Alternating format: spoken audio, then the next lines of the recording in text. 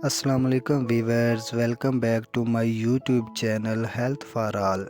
Viewers, आप कैसे हैं? हम उम्मीद करते हैं कि आप बिल्कुल ठीक ठाक हैं और अपनी ज़िंदगी को हंसी खुशी एंजॉय कर रहे हैं।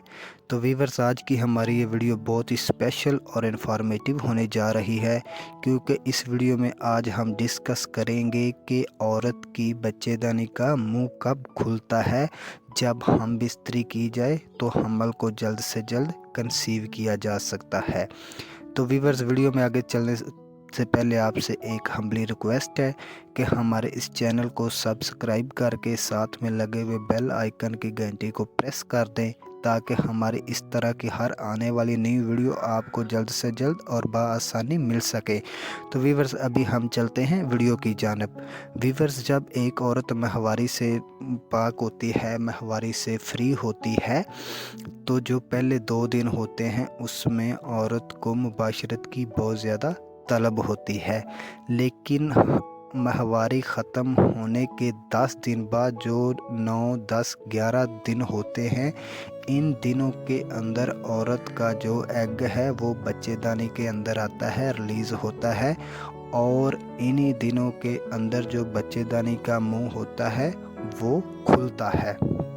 लेकिन जो सबसे बड़ी प्रॉब्लम होती है कि बाद हमारी ऐसी ख़वातीन होती हैं जिनको अपनी माहवारी का पता नहीं होता कि उनकी माहवारी के अयाम क्या हैं, मतलब उनकी माहवारी के दिन कितने हैं।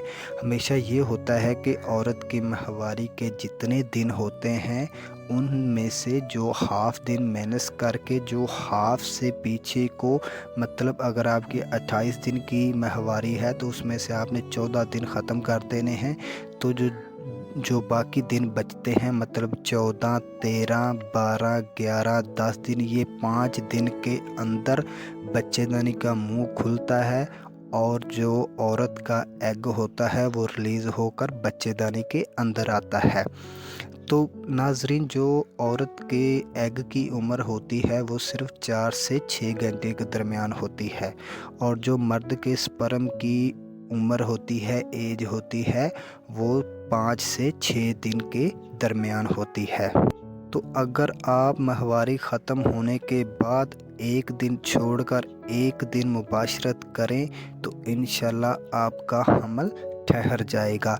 तो नाजरीन, आपने जो हम बिस्तरी करनी है वो एक दिन छोड़कर एक दिन करनी है, क्योंकि एक मर्द जब फारग होता है, रिलीज़ होता है, उसका मनी औरत की वजीना में जाती है, तो अगले सेहतमंद स्पर्म बनने के लिए कम से कम 48 घंटे जो दरकार होते हैं, मतलब 48 घंटे के बाद उसके उसी तरह के सेहतमंद स्पर्म बनते हैं जो औरत के एग के साथ मिलकर हमल को अफज़ाइश देते हैं। अगर आप 48 घंटे से पहले हमल करेंगे तो उसके अंदर स्पर्म मौजूद तो होंगे, लेकिन वो इतने सेहतमंद नहीं होंगे कि वो हमल को अफज़ाइश दे सकें। तो प्यारी ख़वातीन को सबसे पहले अपनी माहवारी का पता लगाना चाहिए, ताकि आप जल्द से जल्द अपनी प्रेगनेंसी को कंसीव कर सकें।